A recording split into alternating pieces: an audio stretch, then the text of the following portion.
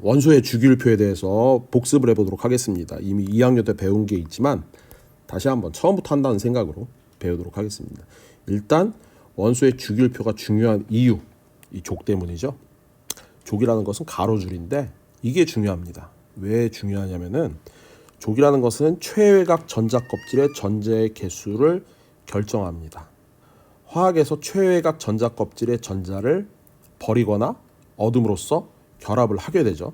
그래서 걔네들은 화학적 결합, 즉 성질을 결정한다고 볼 수가 있습니다.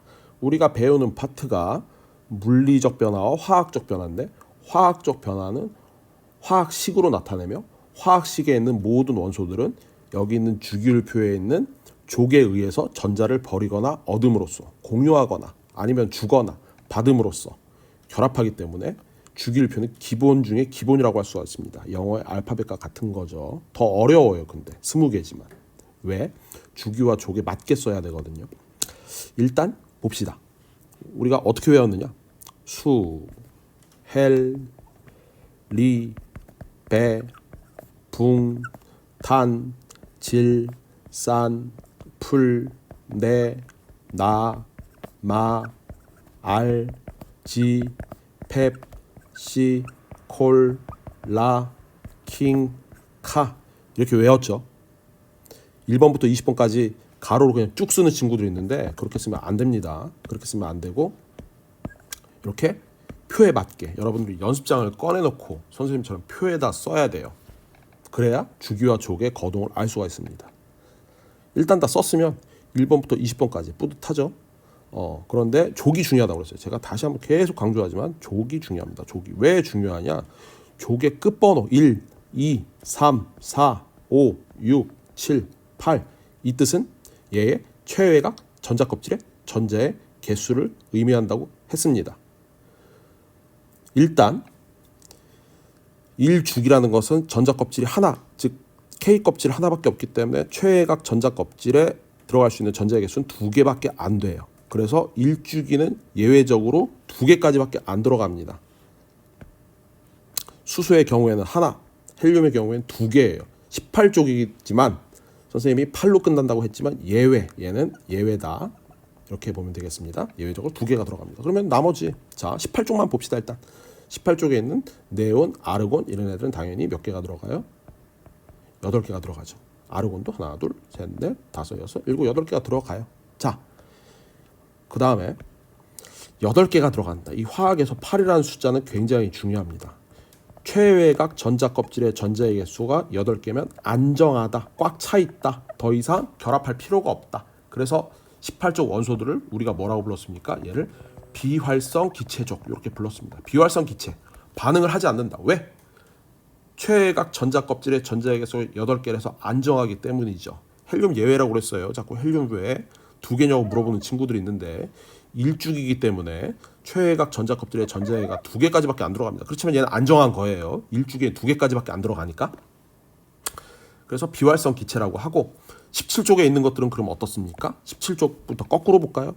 얘는 7로 끝나니까 7개 하나, 둘, 셋, 넷, 다섯, 여섯, 일곱 하나, 둘, 셋, 넷, 다섯, 여섯, 일곱 이렇게 들어가요. 자, 7개가 들어가는데 7개가 들어가기 때문에 8개가 안정이라고 그랬어요.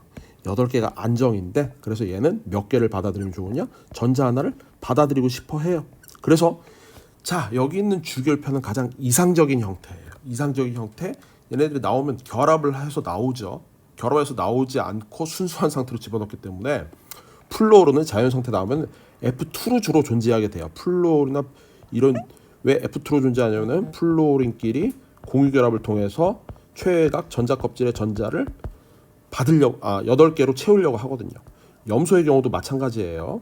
염소의 경우에도 염소 하나만 있으면 7개이기 때문에 하나를 어디선가 받으려고 그러는데 옆에 있는 친구하고 하나씩 공유해서 이런 걸 공유결합이라고 하는데 공유해서 8개에서 안정한 분자 상태로 됩니다. 그런 걸 헷갈려하는 친구들이 있어요. 분자하고 원소의 개념은 원소는 이상적인 형태 이렇게 박물관에 있는 형태라고 보시면 돼요. 얘가 툭 튀어나오면 바로 결합을 합니다. 왜? 얘는 전자 하나를 받아들여야 되니까. 그런 개념을 갖고 들어가셔야 돼요. 갖고 들어가셔야 되고 자, 지웁니다. 그러면 이제 하던 걸 이어서 산소의 경우 몇 개? 산소의 경우 하나, 둘, 셋, 넷, 다섯, 여섯. 황두 하나, 둘, 셋, 넷, 다섯, 여섯. 그러면 질소의 경우 하나, 둘, 셋, 넷, 다섯. 왜? 15족이니까. 인의 경우에도 하나, 둘, 셋, 넷, 다섯. 탄소의 경우, 주소의 경우. 자, 14족이니까 당연히 하나, 둘, 셋, 넷. 하나, 둘, 셋, 넷. 좋아요. 붕소나 알루미늄의 경우 13족이죠. 3개. 좋습니다. 베릴륨, 마그네슘, 칼슘의 경우 2족 2개.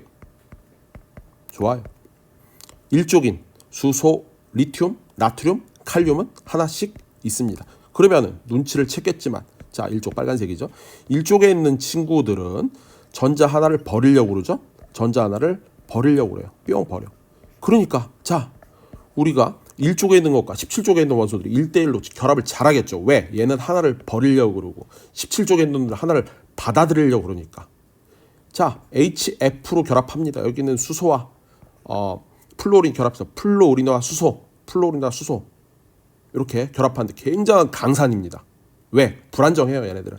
둘 다 세. 자, HCl 우리가 뭐라고 그럽니까? 이게 용액성 들어있으면 염산 이렇게 부르죠. 염산. 네. 염산도 굉장히 강한 산이죠. 이해가 됐습니까? 왜 얘네들이 1대1로 결합하는지. 여기 산소에 있는 전자 하나를 산소래. 수소에 있는 전자 하나를 염소한테 주려고 하기 때문에 얘네들이 1대1로 결합을 잘해요. 그러면 우리가 이제 궁금증이 어느 정도 해결이 됐어요. 자, 왜 H2O냐? 물은. H2O인 이유가 있죠. 자, 산소의 경우에는 맨 바깥쪽 전자 껍질의 전자가 6개다 보니까 2개를 더 받아들여야 되니까 하나를 줄 수 있는 수소하고는 당연히 2대1의 비율로 결합합니다. 수소에 있는 최외각 전자 껍질 2개를 산소하고 뭐 주든지 공유하든지 그거 중요하지 않아요. 어차피 공유결합과 이온결합은 지금도 학자들 간의 논쟁이 있기 때문에 이온결합, 공유결합에 대한 개념을 고등학교 와서 배우긴 하겠지만 여기서는 따지지 말자고요. 어쨌든 H2O의 경우에는 전자 2개를 서로 이용함으로써 결합하는 형태예요. 이제 이해가 됐죠. 이해가 됐을 겁니다. 그래서 주기와 족은 중요성을 가지는데 족이 더 중요하다. 족의 끝자리라는 것이 원소의 최외각 전자 껍질의 전자의 개수와 같다라는 것을 명심해 두시기 바랍니다. 여러분들이 또 궁금해하실 게 하나가 있는데 어떤 거냐면은 선생님 그럼 왜 1족, 2족, 3족이 아니라 13족인가요? 여기 사이에 3부터 12족은 어디 갔나요? 자, 우리가 1족부터 18족 원소에 있는 애들을요 전형 원소 이렇게 불러요. 전형 원소. 지금 뭐 알 필요는 사실 없어요. 그렇지만 추가적으로 설명하는 거니까 전형 원소의 경우에는 여기 나와 있는 것처럼 원소에 따라서 최외각 전자 껍질의 전자의 개수가 정해져 있어요. 그런데 3족부터 12족에 있는 전이 원소라고 부르는 놈들은 독특하게도 원소에 따라서 최외각 전자 껍질의 전자의 개수가 그때그때 달라요. 변덕이 심하기 때문에 얘네들의 기동을 알 수가 없기 때문에 뺐습니다. 전이 원소는 주기율표에 봐도 밑에다 따로 빼놨어요. 전이 금속이라고도 하고 전이 원소라고도 하는 애들을 따로 빼놨기 때문에 그렇게 생각하시면 되겠습니다. 우리가 생각 쓸 거는 전형 원소 1, 2족, 13부터 18족까지의 얘네들의 기동만 알면 되겠습니다. 1족이나 2족에 있는 것들은 당연히 전자를 버리려고 하겠죠. 그러니까 1족, 2족에 있는 애들 대부분을 이 수소를 제외하고는 리튬, 베릴륨, 나트륨, 마그네슘, 칼륨, 칼슘을 금속이라 부르는데 이유가 있어요. 왜? 전자가 하나 또는 2개니까 전자를 버리려고 한다. 그래서 메탈, 금속이라고 합니다. 16, 17족 얘네들은 어때요? 전자를 2개를 받거나 하나를 받아야 되기 때문에 비금속성이 굉장히 강하죠. 비금속성이 강하다는 뜻은 전자를 뺏으려고 하는 성질이 강하다. 이렇게 보시면 되겠습니다. 그래서 원소의 주기율표 굉장히 중요하다는 거 기억을 꼭 해둡시다.